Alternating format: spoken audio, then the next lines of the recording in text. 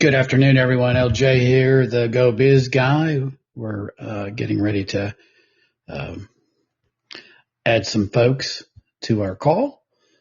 Give me just a minute.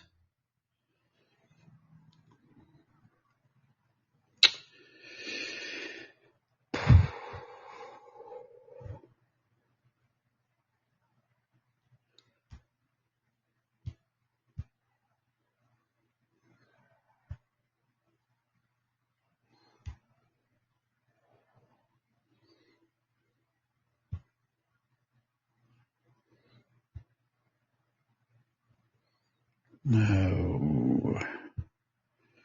Okay. LJ's having some difficulties and trying to. Uh,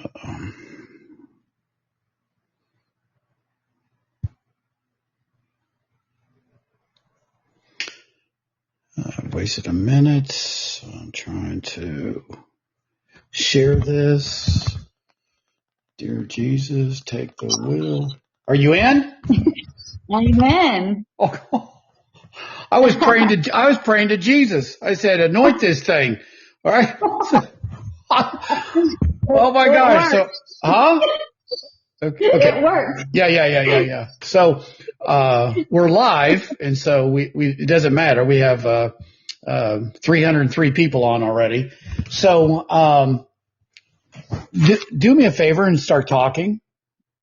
Okay. Okay. That's good. Okay. That's all we need. Okay. All right. Oh, that was quick. Yeah. Yeah. Right. Okay. All right. So listen, you know what? I just say this. Every time I pray that everything goes right, for some reason I have technical difficulties way beyond out of my control. And so, today, and you guys know this is the Go Biz Guy, the podcast for entrepreneurs by entrepreneurs. And, I've got an amazing guest. Wow. We could probably talk for a couple of hours, her background, her website, just a lot of things. And so we're going to get into that. But before I do that, I want to kind of give, our sponsors, kind of a hit. Lem's Meat Varnish isn't just another meat sauce. It's a champion. Their sauces have taken multiple awards all over the southern belt of the United States in barbecue competition. So listen, when you taste their secret recipe, you will understand why it's a winner. Oh, by the way, they have a fire syrup, a jalapeno fire syrup that is infused with just enough of genius, and it has over 104 uses. Get you some on Amazon.com. Amazon.com. All righty, here we go. So today, we have a doctor with us. Last week I had a doctor. This week I have a doctor. And this is Jodelle Yount. She received a doctorate from osteopathic medicine from Ohio State University. She then completed her residency in emergency medicine, Southern Ohio Medical Center. She's a board certified in American Osteopathic Board of Emergency. So welcome, Jodelle. Thank you. Thank you for having me on. Yeah. So listen, let me ask you something. What is your favorite music artist? Who do you jam to? Oh my goodness. I can really change it up pretty quick. Like I can go to like Christian country to like rapping it out. So that's really like it would depend on like the genre you're talking about because it depends on my mood. I can vary that up very much. Like, if I'm working out, I'm going to listen to something way different than when I'm trying to, relax. So I couldn't like pick one. It would really depend on the genre. Well, I'll tell you what, I can relate to, I'm a contemporary Christian guy and, music. And so I don't go over to Christian rock, but, I love our praise and worship, at church. So I try to listen to that in the morning and then I might switch it up to some, rock and roll. I don't know. Have you ever listened to Tool? Yeah. Okay. So I'll do Tool and then I'll like slow it down in the afternoon to jazz, easy listening jazz, right?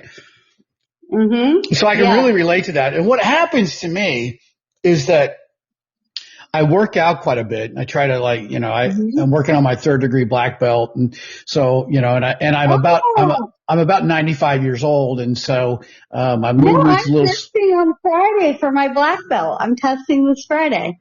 Really? With who? Yes. I'm doing the Chuck Norris system. So am I. Who's your teacher? Are you serious? Wow. No, John Malone. He's a friend of mine. John is. Are you serious? No, I work out with Clay Ferguson, and so you're in Region 6.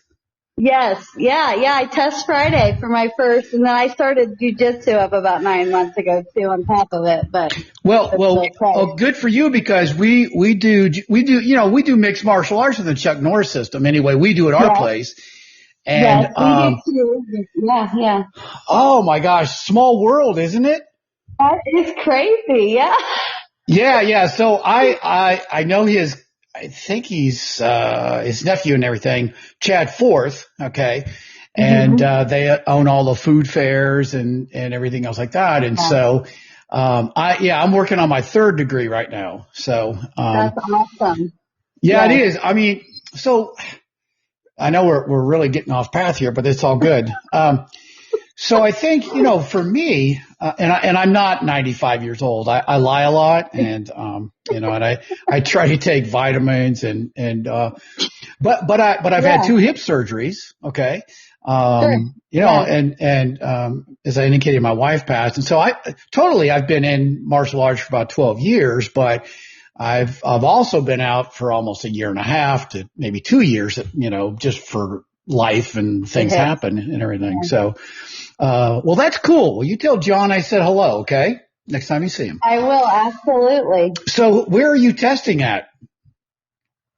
In the studio. Okay, all right, okay. So, yeah. So he's in Coal Grove. Yeah. Ohio, have you ever been to Vegas?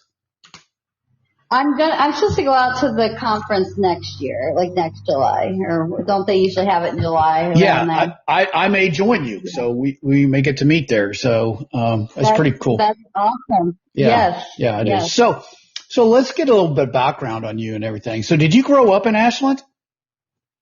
No, so I'm actually originally from Circleville, Ohio. If anybody's heard of the Pumpkin Show, that's kind of what they're known for. Okay. So I grew up there, went to high school in the cornfields, Logan Elm High School, and then I did my undergrad at Mount Vernon, Nazarene, actually, in Mount Vernon, Ohio.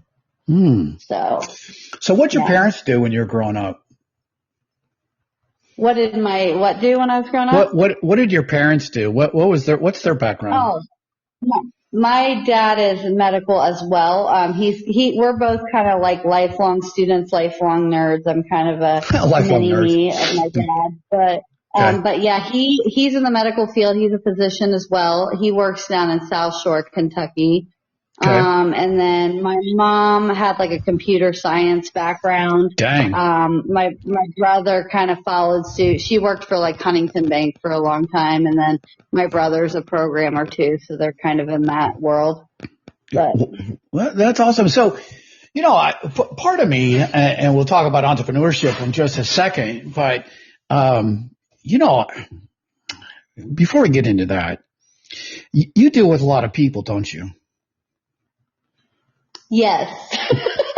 Every day. All day. Okay. So if you don't mind me asking, what's the funniest thing you've seen a human ever do? Oh my goodness. So this can be like during like Walmart, you can see, you saw somebody. Well, Walmart is hilarious for me. So, but what's the funniest thing you've ever seen, or in the last 24 to 48 hours? In the last let me think here.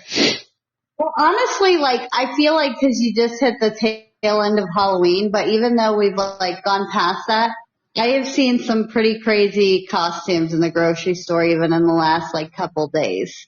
So I don't know if that's people just continuing, but they're, I've seen some all out, I saw a Harley Quinn with the bat and everything in Kroger's. This was just last night. Last night? We're 4 days out.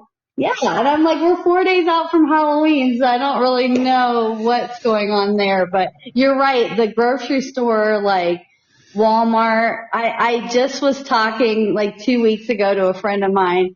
We went in there, we were having like a Halloween thing, and I was trying to get a couple like karaoke machine, like speakers. Okay. And it just like, I was just like cracking up at the people in there, and I was like, I really want to come in here, and I just said this for like my podcast. I said, I just want to come in here and like randomly talk to these people that are like that you're seeing walking around, because there is some really random things. I agree 100%. But So I went into Kroger's, maybe last night too, and everything, get some things. And this little girl, she was with her mom.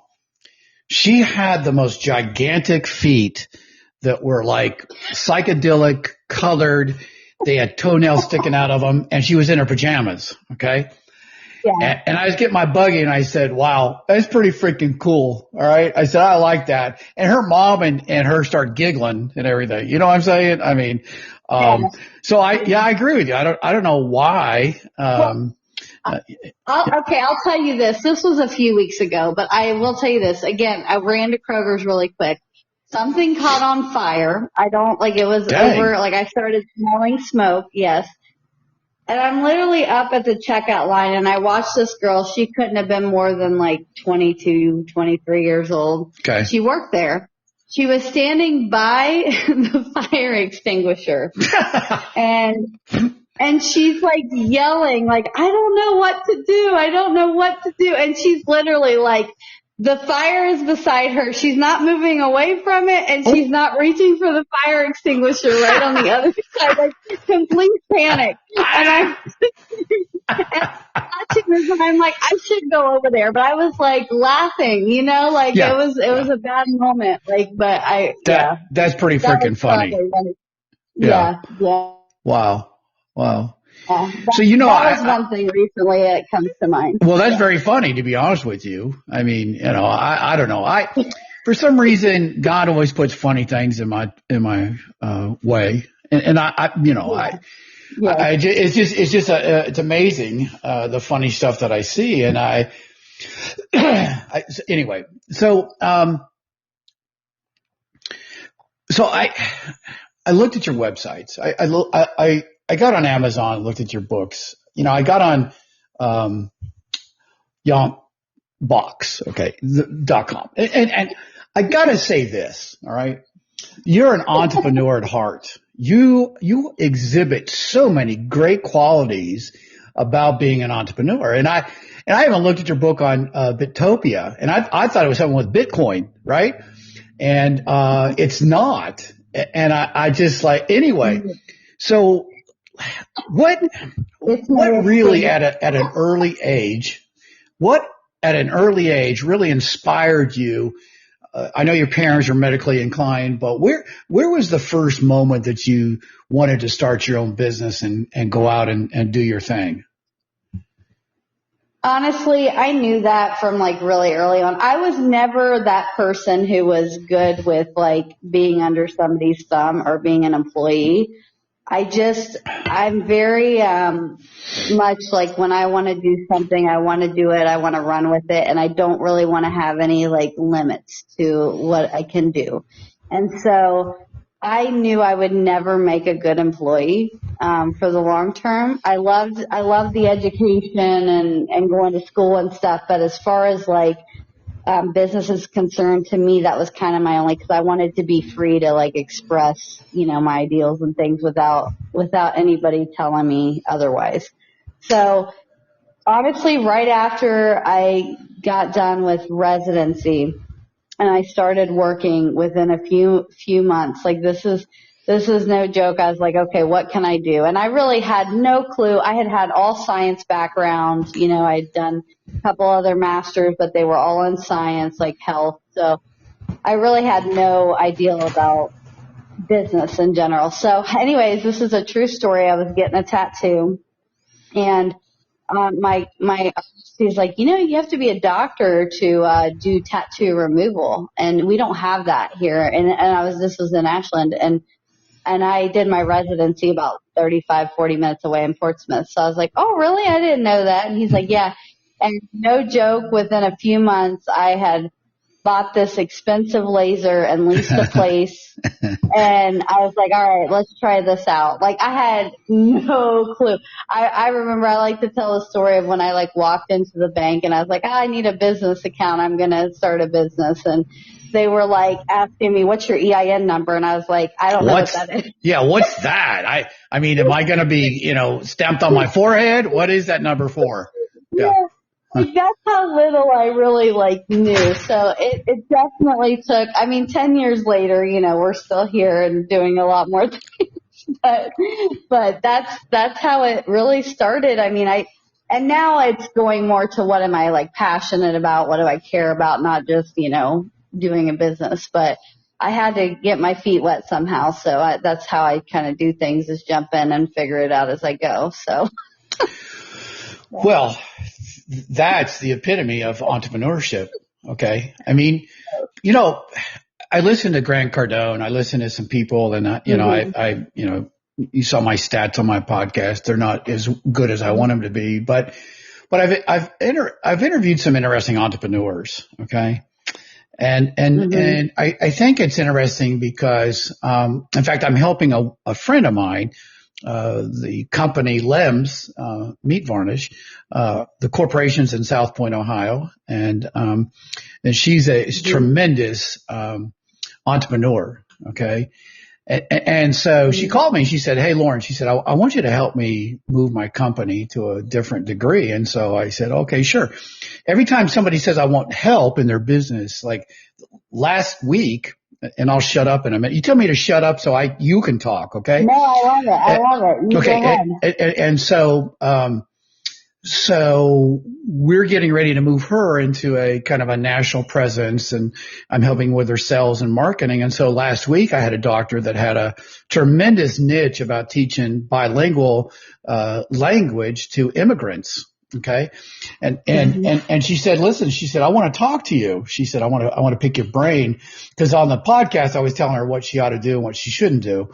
But I don't know where I got my entrepreneurship at, but I've had successes and I've had failures. And just as a side note, I had a coffee business at one time, and I love the fact that you sell coffee. And where do you guys get your coffee from? It's the Kentucky Mountain Coffee. So right there in Painesville is where they do everything. Yeah. Yeah. And then they just private label it for me. I love coffee, so. I'm a coffee snob. And so I had Blue Mountain Coffee on my website. I mean, I had, and I'm a true blue Sumatra guy. It turns your insides out, and then I drink it 24/7.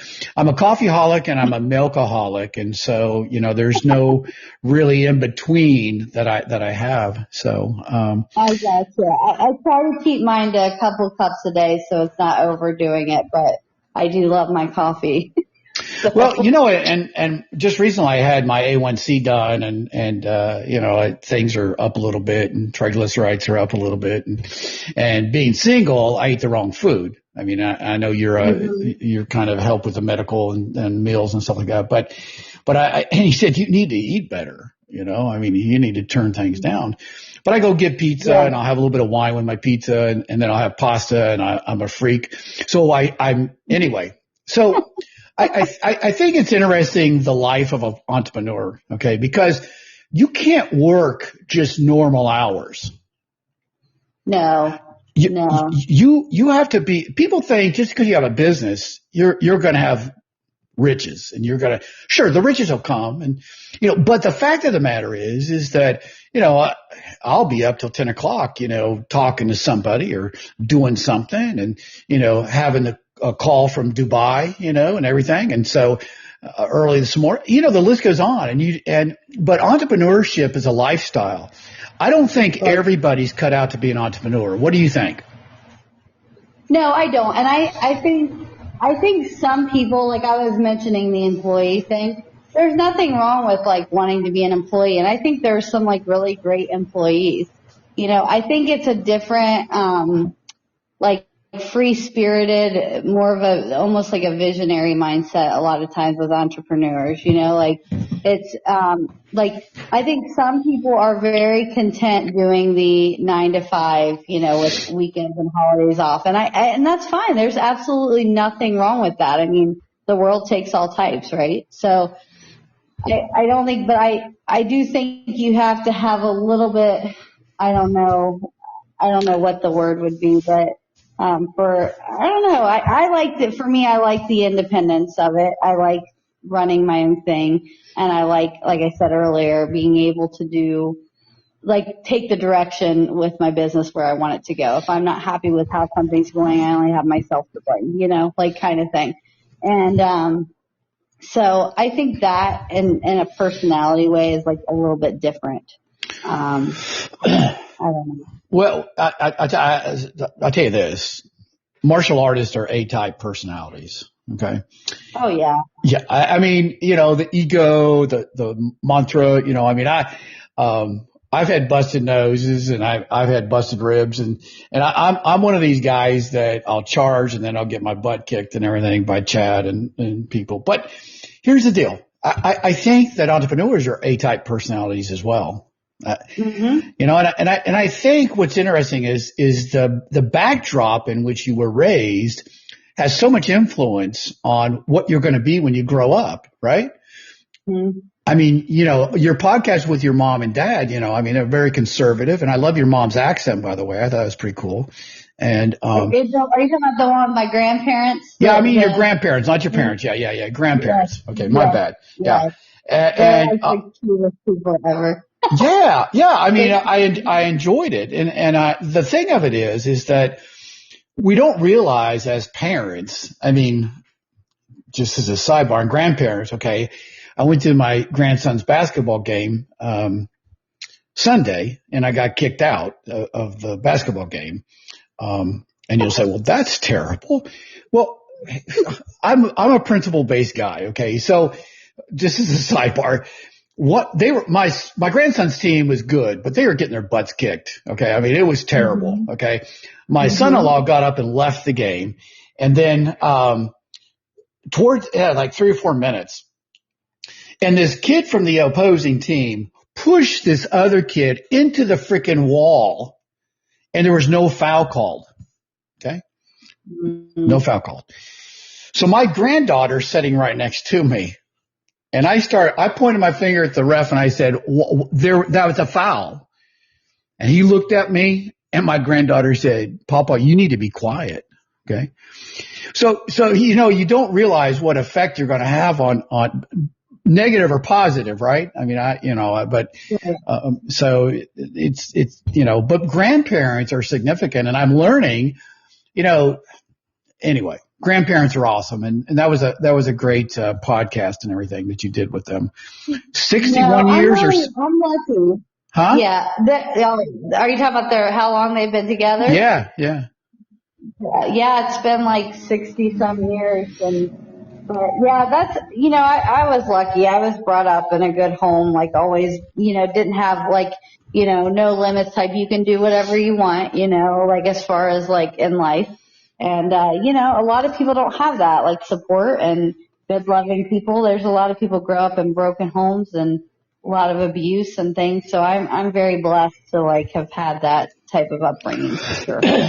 Cause core values and everything else are important, right? 100%. Yeah. Because I think also, go ahead. No, I was just going to say you're especially you're talking about business, being an entrepreneur. There's so many options out there to shortcut things or go for a quick buck, you have to really kind of have a solid base to be able to, do it well, do it right. I've managed nonprofits. I've helped, some, I don't want to call it, well, they're kind of, software engineers. I've helped them mold their company and do some things. But I don't know. I think entrepreneurship has a component called tuition, right? Intuition? Intuition, yes.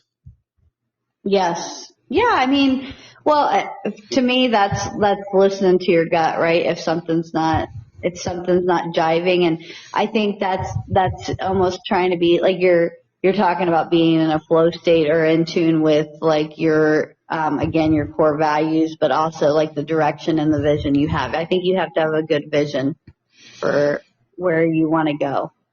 You know. Well, unless we're not spending too much on your background and everything, but we're talking about the business side of it. But so a vision, like, sometimes I'll ask people, what's your marketing plan? Well, it's in my desk. I've never used it. Okay. So, well, that's cool. You set some goals. Well, yeah. I mean, and so I think that, we get bombarded, but I think, I don't think a 5-year plan is good to hang your hat on. I think if you kind of like, and I don't know whether you're in partnership with any business people or not, and that's okay. But I think you have to communicate with yourself and whoever your business partner is in order to understand that, we need to turn on a dime. Okay. If something goes south, and that's an entrepreneur skill too. I mean, you got to turn on a dime, and that mobility of an entrepreneur is really critical.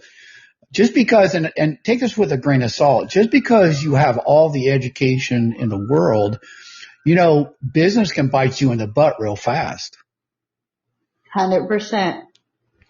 I mean, it's a different animal, right? Yes. Yeah, it's a lot different than a classroom for sure. Yeah. But, so go ahead. Yeah. No, you go ahead. Ladies first, please. I don't even know what I was going to say. I mean, honestly, like, even like we've had this year, for example, all the construction they did outside. I mean, it wiped out like people that had been in business for 20 plus years. Okay. Sidebar. You talking about the roundabouts? Yes. Okay. Yes, I am. Okay. I spoke to the city manager, about those, and I know some other key people, and I wasn't well liked, but go ahead. Well, you had a couple boutiques and things that had been in business for 20 plus years. And, one major thing and they're gone, like they couldn't survive that. And it's, I'm lucky for me. I have a lot of like, income, Mm-hmm. So I can float with those kind of things if times are bad. You know what I mean? But like a lot of people don't have those like backup things. And, so any little things like that, you saw the pandemic, some people thrived in it. Some people like completely lost their first, and it's just, I don't know. Yeah. You got to be able to change with the times and pivot with it. Yeah, and it's sad, and I don't want to go into the roundabouts and everything. And I've shared my thoughts about the business outcome and funding and how they need to react and everything. And like I said, I wasn't a top agent. So, but you mentioned something, and I think it's critical that people become diversified. Okay. And just because you have a storefront doesn't mean you ought to have another gig, right? Because COVID was anyway, I need to shut up sometimes, but COVID was something that tore up this country. Okay. It tore up the world. Okay. And just like I can't remember, maybe on the phone conversation that call that I had on Dubai today, the lady's from Ireland, and she said, I said, why are you there? And she said, because of COVID, and COVID ended the last part of 23. Well, it's 24. And so she said, everybody's moving to, Dubai because of the diversity. See, and that's turning on a dime, right? For people. One of the things of entrepreneurship, don't you think it ought to be taught in schools? 100%. There's so many practical things like they don't teach you anything. And even in like med school, I think it's ridiculous that there's no like how to manage your money, how to do financial things, how to set up a practice. I mean, just very practical. None of it. Like, and then I went on, I did an MBA to try to educate myself in business, which did nothing. I mean, it was more practical. That's funny. You know, Yeah, right. It was worth a shot, I guess. But yeah, no, like they teach you none of that. It's amazing the things like, and I'm fed up. I mean, I could go on a tangent all day. The medical community in general, I've gone a lot more into naturopathic medicine and nutrition. You know, I'm big, like I love athletic stuff, and I'm a lifter and stuff too, along with the karate. Okay. And Cool. so like, I'm training for like powerlifting stuff. So like, Dang. I love athletics like that. And but we miss the boat. We don't even, there's like less than 6 hours of nutrition in all of med school. Really? Like, it's ridiculous. And food is so huge. Yes. Like, so that's what I'm saying. Like, and it's such a big pharma run country and greed and stuff. Yes. And it's just, I can't stand any of it. It's like we have missed the boat so far on like true health. So I've really kind of like, that's kind of where I've really started to turn and focus is those kind of things. But it's the same way. I mean, with the financial, they don't give good education on these things. And I don't know if it's because, you know, I don't know what the reasoning is, but I think a lot of things in this world are upside down just because of a greed and power thing. And I wish people would just be more, I don't know. Well, I don't know, just do things the right way. well, for instance, okay, you know, I mean, look at the flooding that just took place. I mean, guess who was first on the floor? I mean, on the ground. Samaritan's Purse. Okay. Right. You know, I mean, we all need to be like a Samaritan's Purse, to be honest with you. I mean, my nonprofit organization that I was in charge of was called Junior Achievement, and Junior Achievement, you know, taught entrepreneurship to kids and that type of thing. And in West Virginia, I was really close to having the curriculum adopted by the Board of Education. And then I ran into some political stuff. I said, you know what? I said, listen, I'll tell you what. I said, I'm working with IBM and some other folks, and this is free to you guys. They're sponsoring the whole curriculum and everything. And so we did a learning outcomes and everything, and they put it down. And so I said, you know what? I'm done. I'm not going to try to do this. Okay. But I think, for instance, let's take the coal miners, for example. Okay. That industry supposedly is shutting down, but I don't think it really is where it's at, where people think it is. But if you're a coal miner and you get laid off, you probably ought to know how to start a business, right? Right. You would think, you would hope that you would be able to do something, right? But the whole thing but of it, you can't. That's what you've been doing. That's the thing, though. Why not train people if you are going to do these things and like other things that are maybe energy things, maybe things that are not going to go, like give them some practical skills. That's what I'm saying in education. Give them some practical things you can use for anything. Okay, so I'm going to submit to you because you're educated, I'm not. You need to develop a curriculum to pass off to the medical schools, okay? And you need to endorse that, stamp your approval on it, because you're a book writer, right? You write books and everything. I bet you could come up with a really good curriculum, you know. And I think that the public. You know what's funny? I've kind of recorded a bunch of financial lectures that were geared towards like residents. Okay. So yeah, I've got probably 20 some hours of recorded topics on finances geared towards that, like stuff I wish would have been taught. No, and I'm telling you, man. I mean, I just, you know, like I said, I speak to some really interesting entrepreneurs, and I know someone that has taken coal ash and has made electricity out of it. Okay, and That's awesome. Oh, it is awesome. And this guy is running into a lot of brick walls. Okay. You know why? Mm-hmm. Because he could bankrupt AEP. Okay.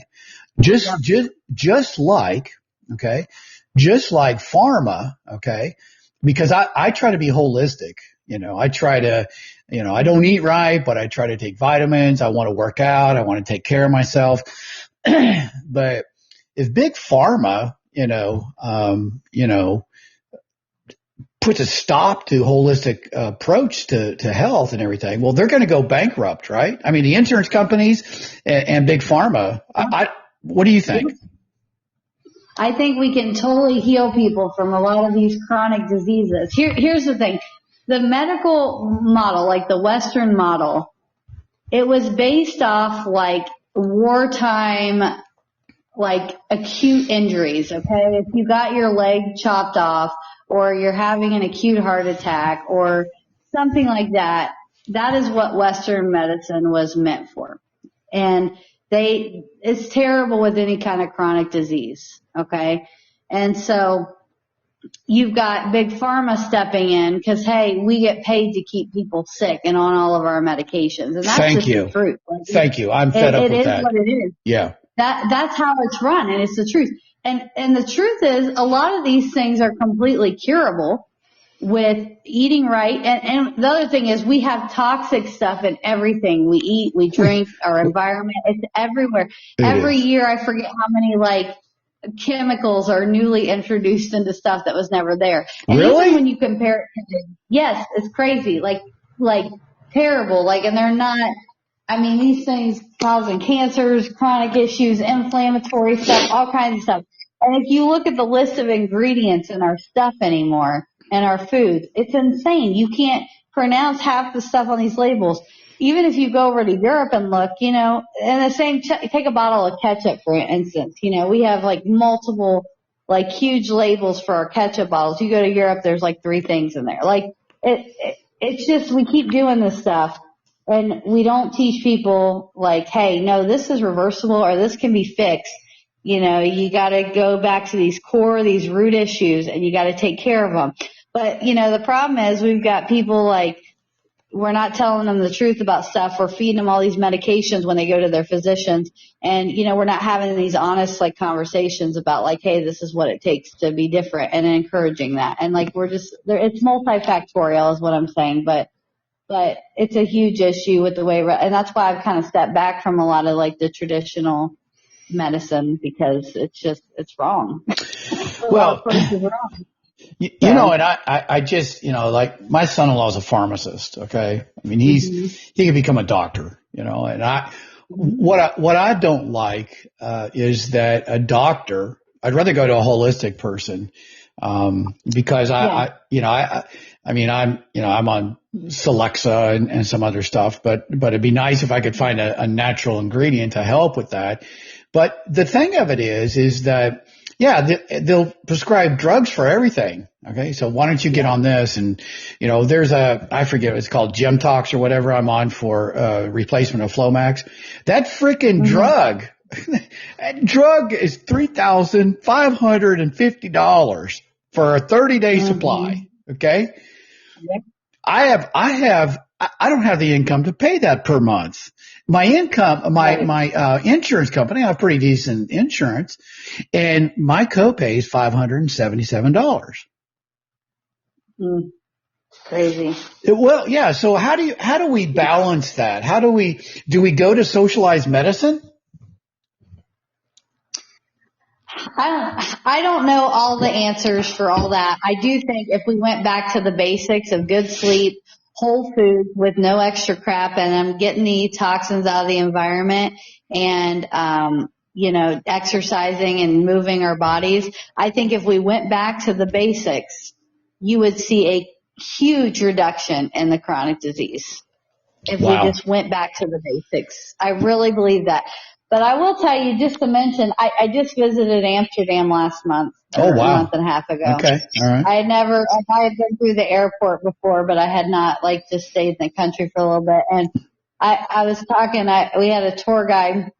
We did like Iceland, Greenland, Amsterdam, and Canada. Wow. So we were gone for like 2 weeks. But anyways, the tour guide was talking about, and I love history and how other countries run. I'm fascinated by all that. But he was talking about their medicine, and he's like, every cent is okay here as long as you pay for it. And that's what they use to pay so the drugs, the prostitution, whatever, they are all heavily taxed. Like they let them do it, but they're all heavily taxed. And then they use that money, and all the people's education and their health care is free. Okay. And their crime rate is super low.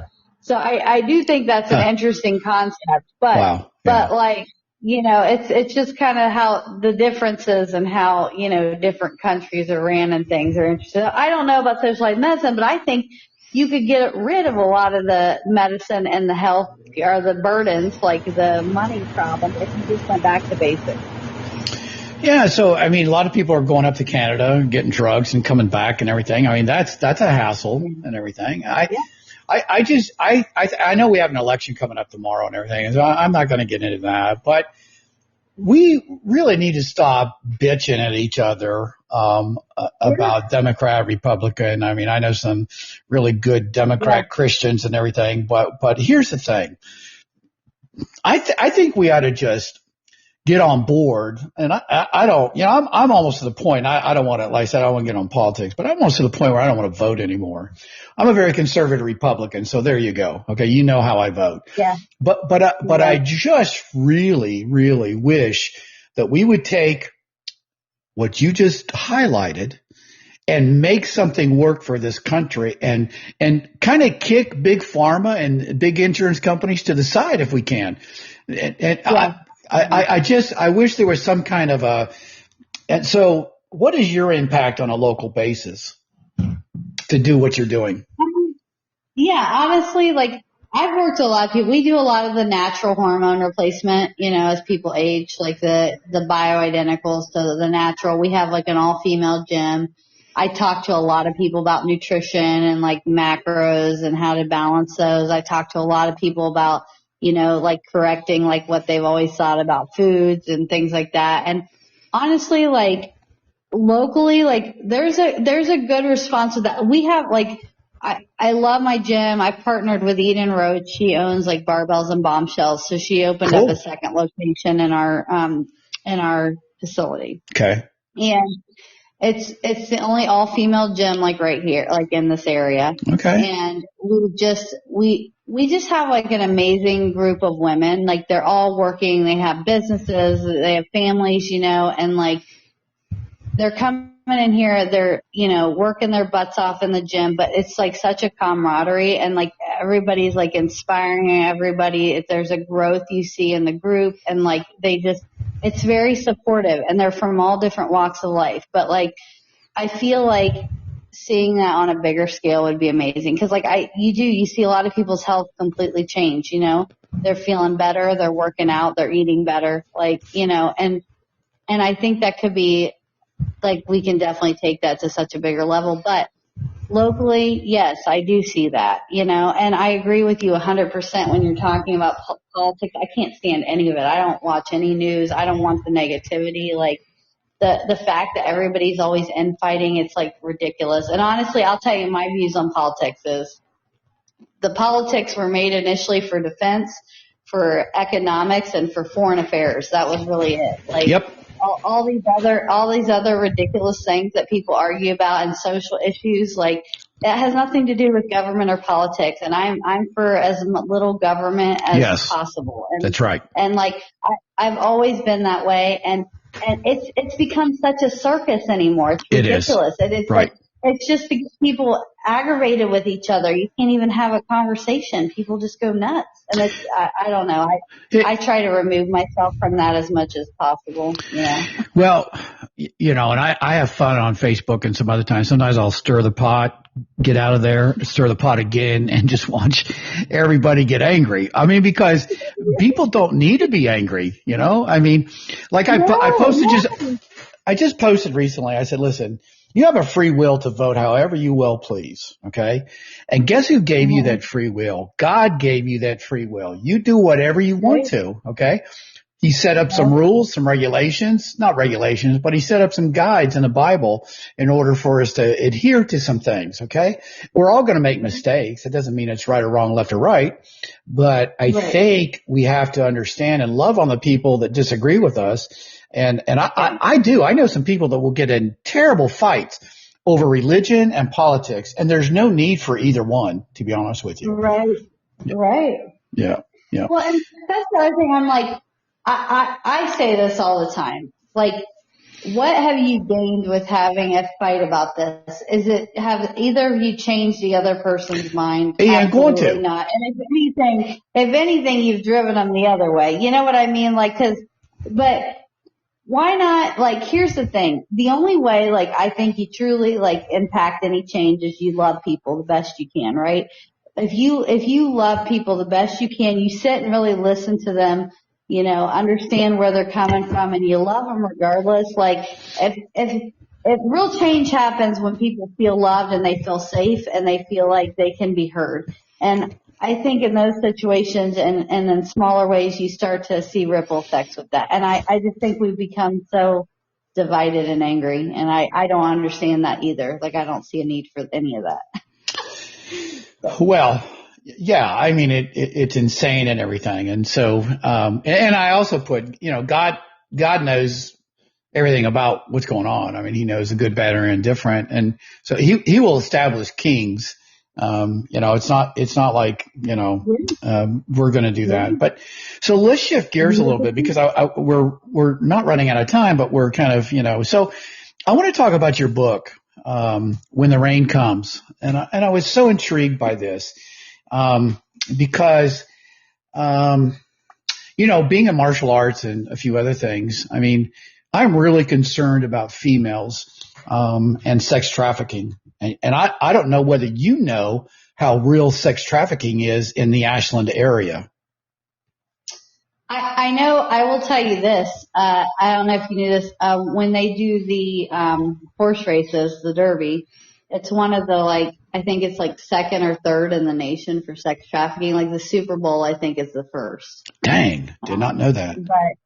But 23 is a huge sex trafficked straight down 23. Well, there's a hotel. I think, I forget what it's called, but as you get, well, I forget the exit there and everything. Anyway, but you know, I know of a lot of different stories that I've heard from people that it's so real in Ashland, because it's real everywhere. And that's the reason why I tell all the women that are in my life, okay, you carry pepper spray, either that or a gun, okay? You learn how to use both of them, and you don't have to win a fight. You just gouge their eyes and kick them in between the legs, okay? Mm-hmm. And so that's what I'm doing with my little world. But I am so, and we don't want to get into the illegal, but women are really targeted now, all over the country. And I don't know if you see my cousin. She started a ministry with sex trafficking, and she's amazing. Wow. Like, I did a podcast with her, but she's in Pennsylvania, and actually the Amish have a very high, like, trafficking abuse rate in the Amish community there. What? Yes, I didn't know this before her, but she's gotten hundreds of women and children out. Oh my God. She's actually worked and set up, like, there's, like, I forget how many homes she has now, like 30 to 50 where they can go, like other people's homes, to get back on their feet and things. She started by going into strip clubs and bringing these women food. Wow. And people just started talking to her, and you wouldn't believe how many churches threw her out or wanted nothing to do with her ministry. And really? She was going yes, because I'm telling you, churches are some of the worst. You know, I can say this. I've grown up in church. I've been, but just because they're like, well, we don't want nothing to do with going into prisons or strip clubs or, you know, places where Jesus would have gone. Like, no, thank you. Yeah, but, right. So anyways, like, but she's done really incredible, like, and she's actually going to be working on a book, like, because a lot of these women want their story shared. But she's told me some incredible, just crazy, unimaginable stories about some of these women, and the things they've gone through. But yeah, so I have a place in my heart for abused women. I don't, especially if a woman is hit and they're abused in a relationship, and then let alone if they're sex trafficked. Okay. I mean, and I bet you those stories are phenomenally bad. Okay. When I hear that a man beat a woman, and in high school, I worked at a movie theater in Ventura, California, and I saw this guy get out of his car, take his woman out of the car, and just beat the poop out of her. He was hitting her, blood was flashing everywhere. This is interesting because I went over as a teenager. I mean, and I've fought in, teenage world. I played football, so I wasn't like, so I ran over, and you know what the lady said? Don't touch him or me. I thought, dang, I'm trying to save you, and you don't want me to touch him or you. So I don't want, he had a gun on him. But this stuff this stuff will never stop, especially with all the illegal immigrants coming across the United States. Yeah. Yeah, no, it's, you're right. It's the numbers keep increasing. I mean, we have the domestic violence house here, and they've seen every walk of life. I mean, from professionally educated women to, it doesn't matter. Like, it affects everybody across all socioeconomic classes, races, it doesn't matter. It's interesting. How is she funding some of those houses and stuff? This has all been donation based, and Wow. She started everything out of her own pocket, like doing all the meals and she brought people and she'd put them up in hotel rooms and everything. Wow. But then people started kind of joining in and helping. But it's insane. So it grew organically, right? Yes. It was all a God thing. She'll tell you that. Yeah. And I mean, right. she is like the most, just an incredible person, the thing. And she's dealt with some of these pimps and stuff. They've slit their tires on their vehicles when they were at gas stations and things, Really? crazy stuff. Yes. Does she know any martial arts? Does she carry a gun? No, she doesn't. And I'm scared for her though, honestly, cause she went into one of those, trading, the Amish trading things where they trade, like animals and stuff. And they trade women, they're women. What? They treat politicians and all kinds of people hire business. It's crazy. It is crazy. Dang. Yeah. This is a whole nother podcast for me, right? I mean, this is insane. I need to introduce you because the more she gets that out, because she's really incredible. It's nuts. And I tell you what, I would love to talk to her. I love to, because even though it's for business and everything, but I have, anyway, it's all good. And the other thing of it is that we don't have very much time, and I'm going to pronounce this wrong because I thought it was just interesting. Your wife, had this podcast, Shumana. Is that what you call it? Shamanism. Shamanism. My wife is a very much, she's got the Eastern side of healing. She does a lot with nature and bringing people back. She finds God a lot through nature. Yeah. And she's doing a lot more forest bathing, working with people who've had trauma. I don't even understand it all. Honestly, we kind of had some debates at first because I was I don't want right. you do anything that's anti-Christian, and she'd be like, I heard that. It's not though. And the more she, because I grew up in a very box, conservative, very sure. Nothing outside of what you learned, but honestly, it's been interesting because she's one of the most connected people to God I've ever met, and honestly, just learning how she finds God and things is an interesting. It's been an interesting journey for the last decade. That's awesome. So. Well, the other thing of it is too is that I believe God talks through His creation. I mean, if there's not a sunrise or a sunset, that you can't say there's no God.